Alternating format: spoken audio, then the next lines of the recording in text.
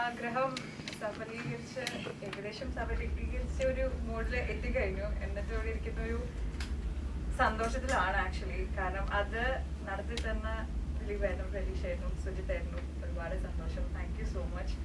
കാരണം കുറച്ച് കാലമായിട്ട് ആഗ്രഹിക്കുന്ന ഒരു കാര്യമാണ് നല്ലൊരു ക്യാരക്ടർ ചെയ്യുക, നല്ലൊരു ക്യാരക്ടർ പ്രസന്റ് ചെയ്യുക എന്നുള്ളത്. അതെനിക്ക് തോന്നുന്നു അത് തങ്കമണിയിലൂടെയാണ് ഇപ്പോ ആ ഒരു ആഗ്രഹം നടക്കുന്നത്. അപ്പോ രതീഷേട്ടൻ ആണ് ആദ്യം എടുത്ത് പറയേണ്ടത്. കാരണം അദ്ദേഹം ഇവിടെ ഇരിക്കുന്ന എല്ലാവർക്കും ഓരോരുത്തർക്കും ഒരു സീനിന് മുമ്പ് അതിങ്ങനെ ആ സ്റ്റോറി ഫുൾ ഇൻജെക്ട് ചെയ്ത് കൊടുത്തിട്ടാ വിടുക.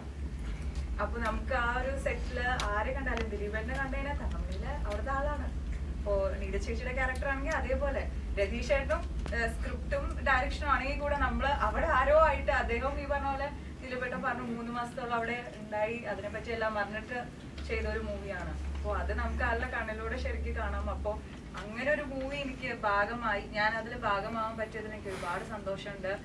ആൻഡ് ഇത് റിലീസായിട്ട് നിങ്ങൾക്ക് എല്ലാവർക്കും ഇഷ്ടപ്പെടും എന്നുള്ളൊരു വിശ്വാസമുണ്ട്. അപ്പോൾ തീർച്ചയായിട്ടും സപ്പോർട്ട് ചെയ്യുക, ബാബിക്ക് കൂടെ ഉണ്ടാവുക. Thank you.